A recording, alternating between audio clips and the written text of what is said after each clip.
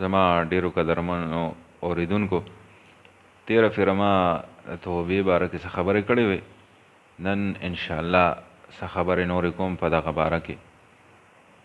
الله رب العزت ته د خپل بنده توبه دا انتهایی زیاته محبوبه ده چې کله یو انسان توبه کوي د خپلو ګناهونه، دا الله رب العزت ته ډېره زیاته محبوبه ده. زما عزتمندو، یو روایت کې راځي چې الله رب العزت ته دوه قطرې دا انتهایی زیاته محبوبې دي.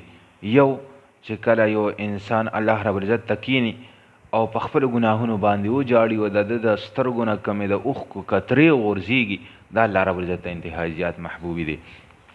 بل چې کله یو بنده راباسي او د اسلام د سربلندۍ دپاره خپله وینه تویوي، نو دغه د وینې دغه قطره الله رب العزت ته انتهایی زیاته محبوبه ده. یو چې کومه د ګناهونو په ندامت کې توی شي د سترګو نه کومه اوښکه، دغه قطره الله رب العزت ته ډېره زیاته محبوبه ده. زما عزتمندو، یو واقعه مې ذهن ته راله. د موسی علیه السلام په زمانه کې خشکسالي شوه. موسی علیه السلام اعلان وکړ چې الله رب العزت ته زاری کو چې الله رب العزت دا خشکسالي ختمه کړي، باران وشي. او ټول خلک د راوځي، ټول خلک راووته، ماشومان حتی زناور هم یې بهر راوباسل. الله رب العزت ته یو میدان کې ولاړ دی، زاری کوي. هوا نور هم ګرمه شوه، ګرمي نور هم سیوا شوه. موسی علیه السلام الله رب العزت سره هم کلام شو، یا الله مونږ زاری کو، ستا فضل غواړو، رحمت غواړو چې الله یا الله ته په مونږ باندې باران وکړي. او هوا نور هم ګرمه شوه، وجه څه ده؟ الله رب العزت ورته وایي ای موسی، ستا په دې مجمع کې، ستا په دې ټولګي کې، ستا په دې قوم کې یو سړی داسې دی چې د هغه د وجې دا باران بند دی، چې هغه د کله نه په ښه بد پېښ شوی دی.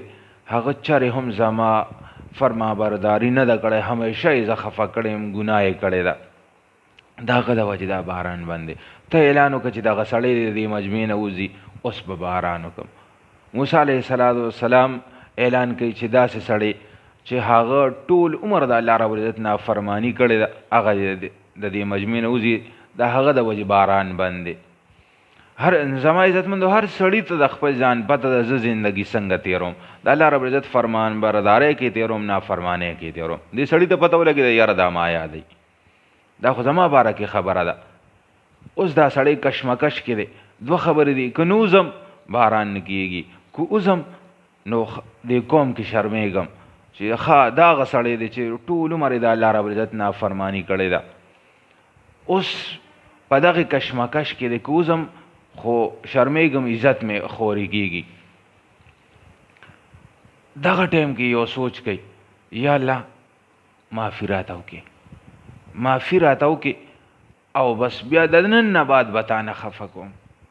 توبه کوي، زما عزتمند، توبه کوي د څه د وجې؟ د خپل عزت بچ کولو د وجې، چې زما عزت بچ شي، چې د قوم ته رسوا نه شم، چې د قوم ته پته ونه لګي چې دا ګناهګار دی او د ټول عمر د الله رب العزت نافرماني کړې ده. صرف په دغه وجه توبه کوي، د دې وجې نه چې زه به سبا الله رب العزت ته ودرېږم، زما نه به زما د زندګۍ باره کې پوښتنه کوي، زندګي مې درکړې وه په څه مشغله کې دې تېره کړې ده. د دې وجه نه، صرف د دې وجه چې عزت مې بچ شي د دنیا. الله رب العزت اوس دغه خبرې زړه کې اړی راړی چې یا الله معاف مې کړي، او بیا به داسې نه کوم. او وریځ راله، د مجمع نه وتې نه دی، وریځ راله، باران شو، انتهایی زیات باران. موسی علیه السلام وایي چې یا الله د مجمع نه خو څوک وتې هم نه دي، او تا باران وکړه، تا وایي چې دغه سړی د دې مجمع نه وځي نو الله به باران کو، او څوک خو وتې نه دي او تا باران وکړه. الله رب العزت ورته فرمایي ای موسی چې د چا د وجې مې باران نه کوم، نن مې د هغه د وجې باران وکړه. موسی علیه السلام وایي یا الله وجه څه وه؟ الله رب العزت ورته فرمایي ای موسی، هغه بنده چې ټول عمر یې زما نافرماني کړې، نن هغه ما سره روغه وکړه. الله رب العزت ورته وایي نن یې ما سره روغه وکړه، ما ته توبه وکړه، نن یې توبه وکړه چې نن نه بعد به زه بیا د ګناهونه نه کوم، تا به نه خفه کوم، نن یې ما سره روغه وشوه، ځکه مې باران وکړه. زما عزتمندو، یو سړی لږ د سوچ مقام دی، د سوچ مقام چې ما او تاسو هم لږ سوچ وکړو. یو سړی د دې دپاره توبه وباسي چې زما د دنیا د عزت چې کوم دی دا بچ شي، چاته رسوا نه شم، د دې دپاره توبه وباسي.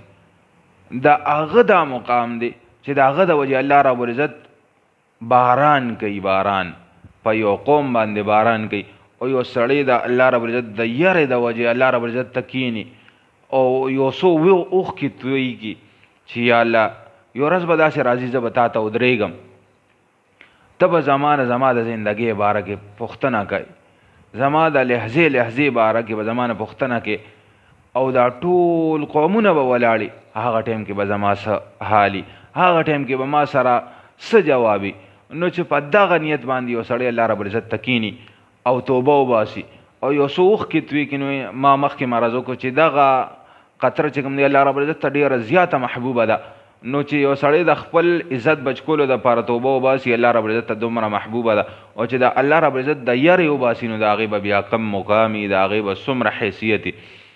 نو زما عزتمندو الله رب العزت دې ما او تاسو ته په خپلو ګناهونو باندې د توبې توفیق را نصیب کړي، او الله رب العزت دې په دغو خبرو عمل کول اسان کړي. واخر دعوانا الحمدلله رب العالمین.